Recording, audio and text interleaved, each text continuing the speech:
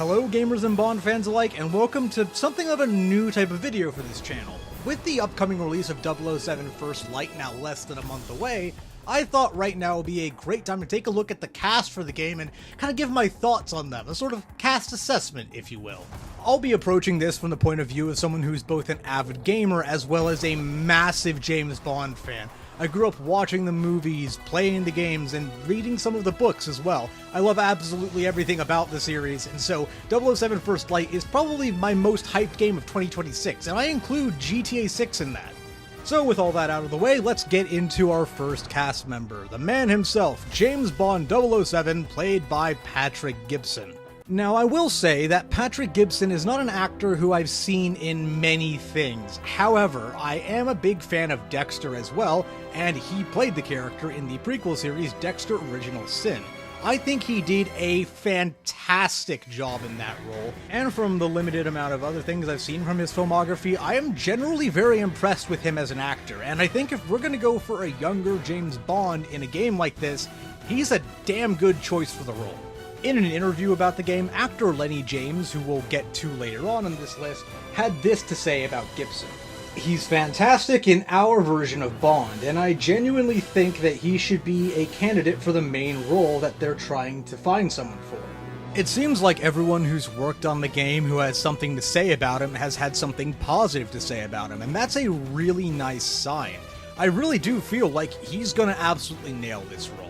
If there's one small area of concern, it's the fact that this is Gibson's first ever video game role, and he hasn't really done much professional voice acting period before this, but honestly, I get the feeling that he's gonna do more than fine as James Bond. Moving along, we have this game's version of M, played by Priyanga Burford. I hope I pronounced that right, I probably didn't. Personally, I think that continuing with female M's is a good way to go, considering the massive impression that Judi Dench left on the series during her time as the character. That said, I really hope that Burford doesn't just try to recreate that same tone and presence that Dench brought to the role, both in her film appearances as well as the games that Dench voiced in. In the past, at least as far as the films are concerned, every time we've seen a new M established as their own character, they've done something different with the role, and I really hope that continues here. It's also interesting to mention that Priyanga Burford is not new to the Bond series. She actually had a role in No Time to Die. Now, keep in mind when I say role, I don't mean she was one of the main characters. She wasn't really a big presence in the movie, but she did play the character of Dr. Symes, a scientist who is rather unceremoniously killed by Agent Spectre.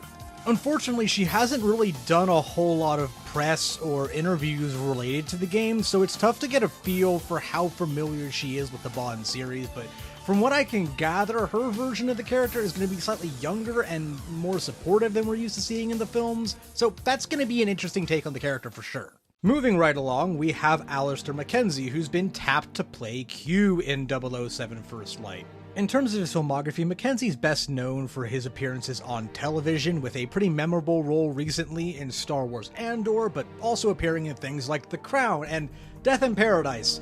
He didn't have a particularly big role in Death in Paradise or anything. I just wanted to bring it up since I absolutely love that show, and I will take any opportunity I can to mention it in a video. Now, we don't really have a whole lot of information as to what kind of Q he's going to be, what vibe he's going to bring to the character, but I can definitely see him playing more of the humorous and almost sarcastic angle that we saw from Ben Whishaw, or dare I say, Alec McGowan's Q from Never Say Never Again. Now you're on this. I hope we're going to have some gratuitous sex and violence. With the exception of the unfortunately brief John Cleese iteration of the character, Q has not appeared in many Bond games ever, really. In the films, of course, he's a series staple. You can't really have a Bond without a Q, and if you do, it's noticeably missing. It's notable that Desmond Llewellyn is absent from this film, so Moneypenny is relegated the gadget exposition role when giving Bond his magnetic watch. I've heard various excuses as to why Desmond Llewellyn isn't in the film, from scheduling conflicts to, get this, Q being left out of the film because he isn't in the book. But as far as the games are concerned, I have a feeling that we'll be seeing much more of this Q than we have any other in a Bond game before, and it'll be really interesting to see how that turns out. And to round out the cast of MI6 regulars, we have a character who's never really had much of a spotlight in any previous Bond game despite her prominence in the films. That is, of course, Miss Moneypenny. And for the first real portrayal of Moneypenny in a James Bond game, that honor falls to actress Kira Lester. While I wouldn't say she's a complete unknown in the acting industry, outside of 007 First Light, she only has 8 other roles under her belt according to IMDb. That being said, she did leave a very good impression on me based on the one thing I have seen her in, that being her appearance on a special episode of, what else? Death in Paradise. And I would like to point out that the Bond series as a whole, both the films and the games, has a pretty good track record when it comes to casting relative unknowns in its roles. And just because this is a look at a younger Bond does not mean that the rest of the cast of characters has reverted to the way they were written back in the 60s when the movies started coming out. In fact, it looks like we're gonna get another very active version of Moneypenny, kind of like what we got with Naomi Harris in the role during the Daniel Craig era. And honestly, I am all for it. I absolutely loved the more field-ready version of Moneypenny that we got in those Daniel Craig films. Yes, I will always have a special place in my heart for some of the other portrayals of the character, especially Lois Maxwell, but honestly, I loved seeing Moneypenny out in the field and actually getting some proper work in as an agent. I think that making Moneypenny a character with actual field experience added way more depth to their banter, especially in Skyfall. And her declining screen time in the following 2 films was one of many big issues I had with them. Now, of course, with a different actress in the role, I don't expect them to directly 100% recapture that same kind of character, and I'm not sure I want them to either. But personally, I would really hate to see them take it back to where she's just M's secretary. I like the idea of having Moneypenny do more things, and I'm all for it. If that's the kind of portrayal we're gonna get, I'm 100% on board. Now moving on to the rest of the cast of characters, we have my pick for the most likely to be a twist villain award, that being Greenway, played by Lenny James. Honestly, there's an argument to be made that Lenny James is the most well-known actor on this roster, and that would be an argument you would probably win. To many, he'll be best known for his long-running role on The Walking Dead, but since I never really cared for that show all too much, I will say I very much liked him in Archer and as a Sorting Hat in the recent Harry Potter full-cast audio productions. All jokes aside, I am really interested to see what they do with this character. Across the multiple forms of Bond media, the idea of James Bond having some kind of mentor has been brought up numerous times, and every single time has been struck down. The closest we really got was the almost Sean Connery role in Die Another Day, where he would have been coming back to mentor a younger James Bond, but that would have given credence to the codename theory, which is dumb and stupid, so thank goodness that didn't happen. As I've said, I've watched and in some cases listened to Lenny James in some previous stuff he's been in. And because of that, I think he's the perfect choice to not just take on a character who we've never seen before, but an archetype which we've not really seen explored in games, movies, or books previously. He's an actor with great range, and no matter what type of character Greenway ends up being, I'm excited to see what James does with the role. As to why I'm thinking twist villain for this guy, I mean, he's a mentor for the main character who we all know and love, and maybe it's because one of the other main roles I remember Lenny James from was his turn as a criminal on Archer, but I'm just kind of getting general twist villain, maybe not the main baddie, but a big betrayal kind of vibe from him. Now we come to a rather interesting character in my opinion, that being French intelligence agent Miss Roth, played by Noami Nikkai. While you might know her best from shows like Tokyo Vice, she's always going to be near and dear to my heart as the announcer for the drift parts of the Grid series, specifically the EA reboot. She's been in both the Grid reboot and Grid Legends.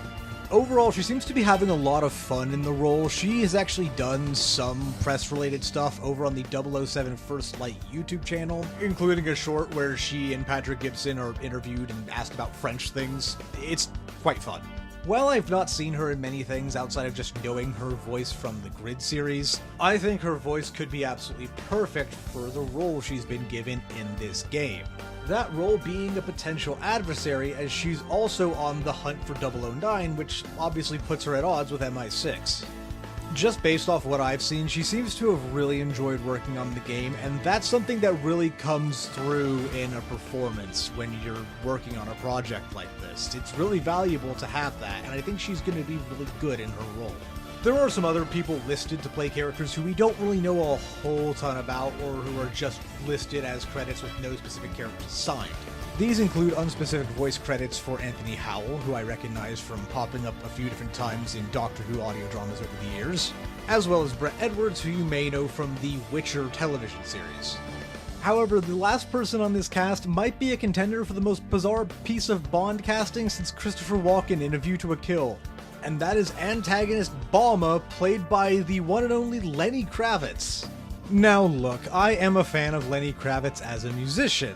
However, I personally have to agree with a lot of fans' sentiment in the YouTube comments for the character's reveal trailer. Based on what we've seen in that trailer, his lines sound very unpolished, and his voice just doesn't have that note of real villainy in it. It's not a good sign when my villain intrigue level goes up more for Dominic Green talking about his piano teacher than it does for the introduction of this brand new Bond villain. The voice does not make him come across as particularly physically powerful, nor does it make him seem like an intellectual schemer. I really am curious to know what kind of character they're going to go with here, because it's really tough to imagine what kind of interesting villain could fit that sort of portrayal. Who knows, maybe since that trailer came out and there was some pretty big backlash against the character, maybe they've gone back and tweaked some things or had him re-record something. I doubt it. I don't think it's going to make the game unplayable or anything like that, but if I had to point to a weak link in this cast, it's Lenny Kravitz. But that's going to do it for my first ever game cast assessment video here on this channel. If you want to see more like this, let me know, comment down below, leave a like, subscribe, all that good stuff, and let me know, what do you think of the cast overall, but specifically, what are your thoughts about Greenway potentially being a twist villain? Let me know in the comments.